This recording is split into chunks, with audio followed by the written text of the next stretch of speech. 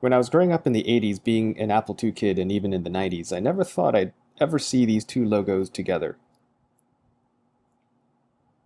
So, how the heck did this happen? What's this partnership all about? Well, we're actually a relatively small global COC within GBS that spun out of IX.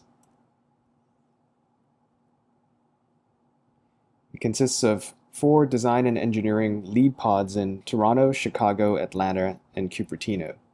The Cupertino office is located with Apple. The Toronto pod is probably the biggest, and we're about 50 people, consisting of designers, engineers, architects, BAs, and project managers. We also have a production garage in Bangalore. It was formed in 2014. The main goal was to create transformative mobile-centric big data enterprise iOS apps for small to large screen devices, i.e. watch, iPhone, iPad, iPad Pro, and Apple TV. Apple gets to sell tons of devices to companies, and IBM gets to sell services around data, analytics, and eventually cognitive computing. The program grew rapidly through 2016 with new hires and resources from IX. As we move forward, we're now transferring these capabilities out to other parts of IBM.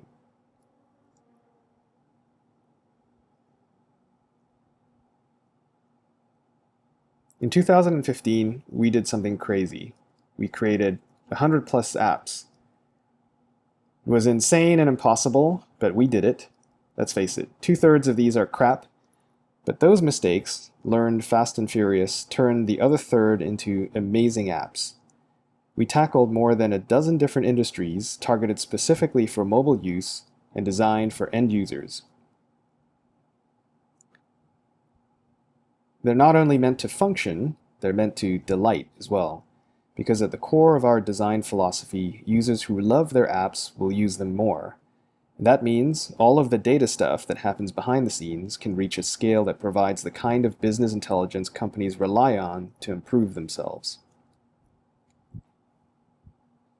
One of these apps, we call this one Asset Care, was designed for heavy machine maintenance. Giant excavators the size of 2 football fields, oil rigs, moon bases. They're in remote locations, often moving, operate 24 hours a day, and require strict and constant care. We worked with the actual machine engineers to create an app that could let them forget the nightmare that was their SAP system. We even used machine learning to diagnose problems with sounds and vibrations. We then took some of what we learned about machine maintenance and applied it to an app we created for aircraft line maintenance mechanics. It's one of the most regulatory compliant apps ever, designed hand in hand with some of our airline clients. One of the revolutionary features we built saves mechanics hours each day by using location services to find tools and parts from nearby mechanics instead of making a trip back to a central tool room. In fact, because of how airlines are so ideally predisposed to mobile, our TNT suite has been some of our hottest selling apps, with a dozen major airlines around the world using them. Our usual time to market is 8 to 14 weeks. Things always take twice as long, so we aim for 8 but expect 14. This is still pretty fast, and it forces us to keep our apps small and focused.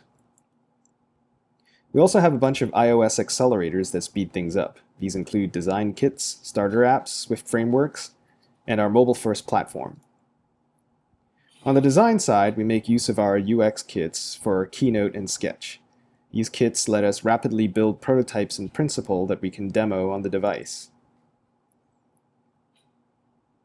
A huge part of how we get up to speed so fast is our enterprise design workshop. These started out, all of them in Cupertino, but have since expanded so that we can offer them anywhere. For those of you who've experienced them, you know how surprising they are. For those who haven't yet, basically, we get the client and end users and IBMers and Apple folks together for a rapid prototyping exercise. It's a really good next step to a mobile experience workshop, and in fact, we found our best workshops are the ones that have previously gone through an IX workshop. It's in 3 days, we go from broad strategic thinking to tactical implementation. The app is conceptually realized coming out of it. Apple provides support in terms of iOS hardware and software best practices, but IBM drives the solution and design. Why? Because designing for a consumer is different from designing for a business, where big data is a key ingredient. Now, we apply design thinking, but the difference is we do this in really, really fast cycles, so that we can go from notes to sketches to high-fidelity prototype in 3 days. We even animate our sketches for fun.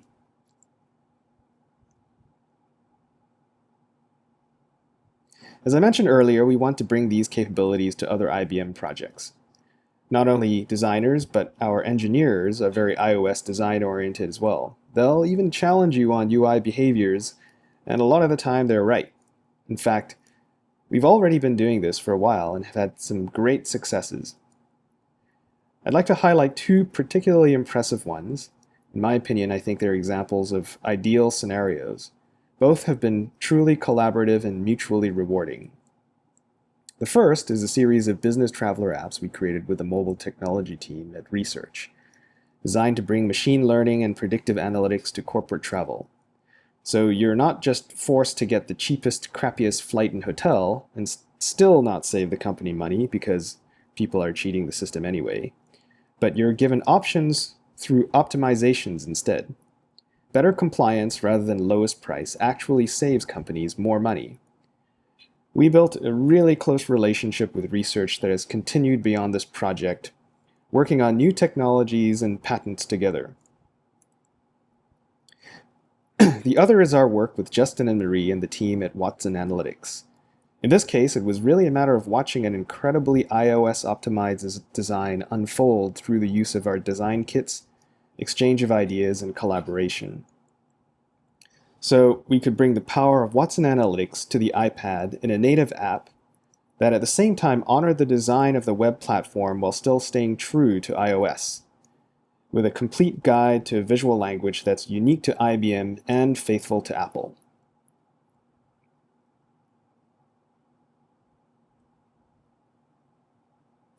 We hope we'll be able to do more of this with all of you.